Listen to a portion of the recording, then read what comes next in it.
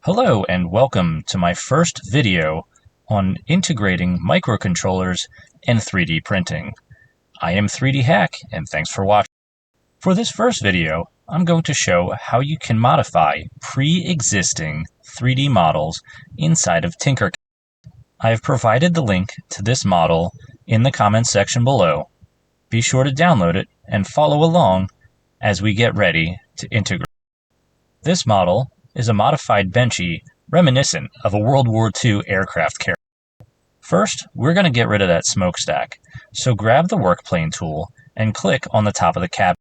This will create a plane parallel to the working surface to allow us to easily remove that smokestack. Grab the rectangular hole, create it large enough to cover the smokestack, highlight both models, and group them together. This efficiently removes that top part. Now we need to cover in the hole. Grab the square, drop it right on top of that hole, resize it to match the shape, and then drop it down using the Z-axis modifier. Now we shift the model down to be parallel to the top of the cabin, effectively removing that hole as well. This leaves us with a perfectly smooth cabin at the top. From here, we are now ready to prepare to have an LED mounted into the top of that cabin. TinkerCAD, fortunately, already has preset sized models for us to just drag and drop easily into our model so we can work around it knowing the exact dimensions. Once you drop it into place, drag it so that way it's positioned exactly where you are going to want your actual LED to be placed. Now once we get into the position, we're going to go back to our traditional shapes and grab a cylinder. We will make it a hole, and LEDs are roughly 10 millimeters in size. Now that it's in position, we can see that it's approximately 10 millimeters wide. We don't need it to be perfect because it's just going to be sitting with its leads poking through into the cabin. At this point, jump back into the Basic Shapes library and grab that cylinder. Move it into position where you need it, and change the dimensions. First, we're going to create a hole to where the LED bulb will sit into the cabin just a little bit. This will allow for it to appear as if it's actually coming out of the boat itself. Once we have our cylinder shaped in the correct dimensions and moved into the correct position, we highlight both the cylinder and the battleship and group them together. This will create the hole that we need. Now once that hole is created, we're going to create a platform for it to be able to sit on. Then once we have that platform ready for it to sit on, we'll make a hole in the bottom of the boat to allow for the wires to go through the boat. This will allow us to either hide the Arduino or microcontroller of your choice underneath or beside the boat. Now, as I mentioned before, once the cylinder is the correct size and positioned where we need it to be, we're going to move that LED light out of the way. This will allow for the LED to not get grouped into the boat. That's the last thing that we want to do at this exact moment. With the LED light out of the way, we grab both the boat and the cylinder and group them together.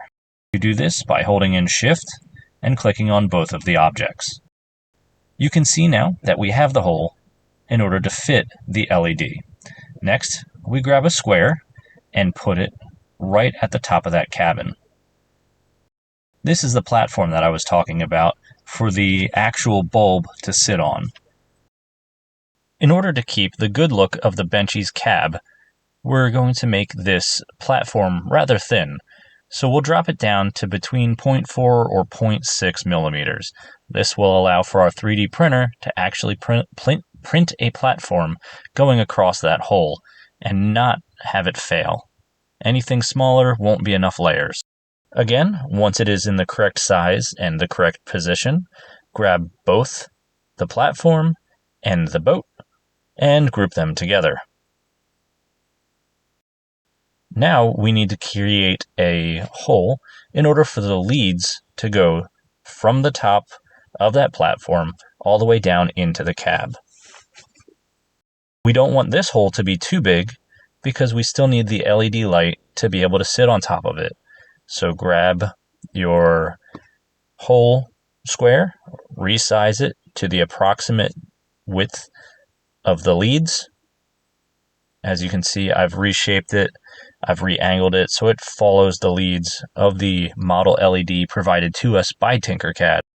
Resized it down, and then I'll drop it right in the middle of that hole.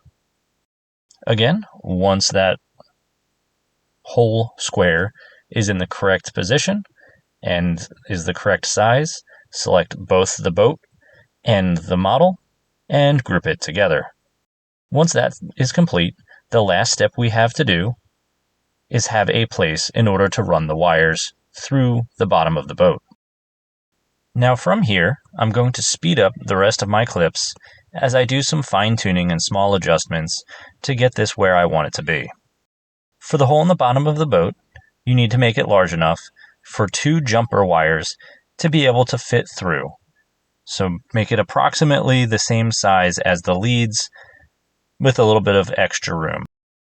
Once your file is complete, export it as an STL and drop it into your favorite slicer. Now I use Cura, and because of the way this Benchy was designed, I'm going to use supports.